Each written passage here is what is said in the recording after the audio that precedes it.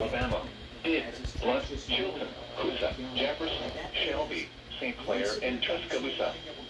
Remember, a tornado watch means the conditions are favorable for the development of severe weather, including tornadoes, large hail, and damaging winds in Oh, the and close second to the tornado watched area. watch. While severe weather may not be imminent, persons should remain alert for rapidly changing weather conditions and listen for later statements and possible warnings.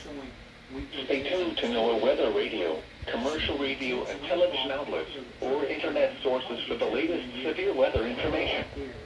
Repeating, Tornado Watch number 104 has been issued until 8 a.m. Central Daylight Time for the following counties in Alabama: Did, Blunt, Chilton, Coosa, Jefferson, Shelby, St. Clair, and Tuscaloosa.